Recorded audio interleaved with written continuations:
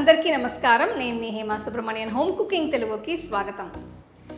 Indo Chinese starter recipes అంటే మనందరికీ చాలా ఇష్టం. ఇవాళ నేను అలాంటి ఒక మంచి రెసిపీ చూపించబోతున్నాను. ఇది చిల్లీ గోబీ. ఇది కొంచెం మంచూరియన్ స్టైల్లో ఉంటుంది, కానీ కొంచెం కారంగా చాలా టేస్టీగా ఉంటుంది. సో ఈ రెసిపీ ఇప్పుడు ఎలా చేయాలో చూద్దాం.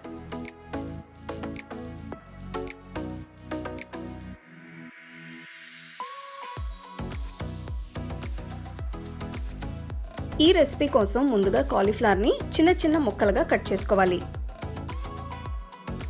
ఒక గిన్నెలో నీళ్లు వేడి చేయాలి. ఇవి బాగా మరిగిన తర్వాత కాలీఫ్లవర్ ముక్కల్ని ఇందులో వేస్తున్నాను. వీటిని 2 నిమిషాలు ఉడికించాలి.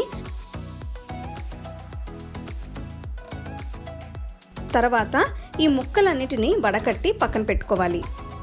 నీరు మొత్తం పోయిన తర్వాత వీటిని ఒక బౌల్లో వేస్తున్నాను.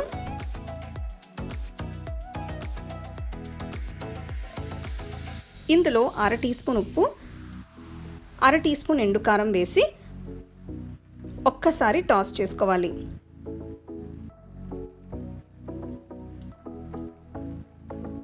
తర్వాత 3 టీ స్పూన్ల మైదా పిండి,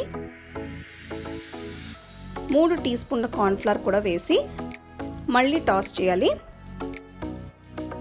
ఈ పిండి అంతా కాలీఫ్లవర్ ముక్కలకి బాగా పట్టేట్టు చూసుకోవాలి. దీన్ని ఒక 10 నిమిషాలు పక్కన పెట్టి ఫ్రై చేసుకోవాలి.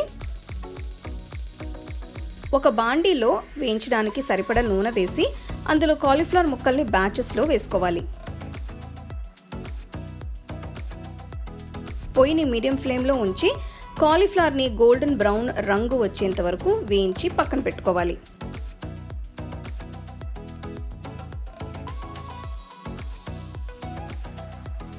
ఇప్పుడు ఒక కడాయిలో 2 టీ స్పూన్ల నువ్వుల నూనె వేస్తున్నాను.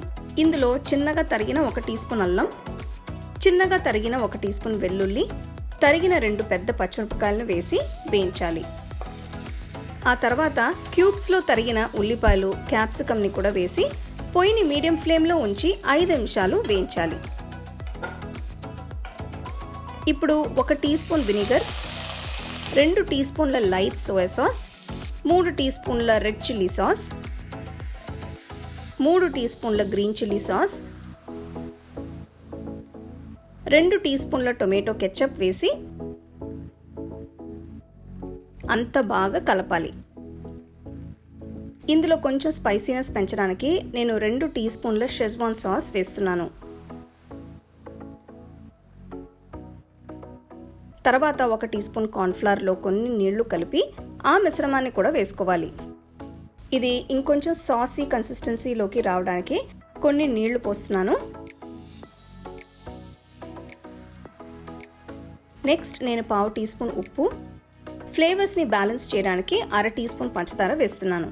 ఇది కొంచెం స్పైసీగా ఉండే సాస్. కాలీఫ్లవర్ వేసే ముందు ఒక్కసారి రుచి చూసి ఏదైనా కావాలంటే యాడ్ చేసుకోవచ్చు.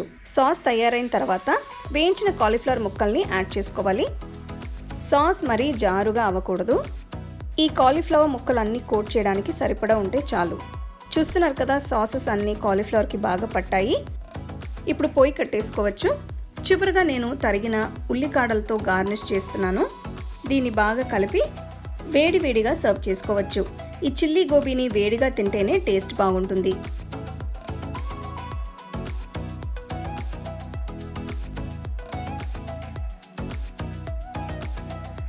చిల్లీ గోబీ చూస్తానికి ఎంత బాగుందో. ఇది ఒక మంచి పార్టీ స్నాక్. సో ఈ రెసిపీ చేసే ముందు కాలీఫ్లవర్ని కొంచెం బాగా వేడినీళ్ళలో కడిగి చేయండి. సో ఈ రెసిపీని తప్పకుండా మీరు ట్రై చేసి ఎంజాయ్ చేయండి. You can get a copy of our first edition of the home cooking book on 21 frames.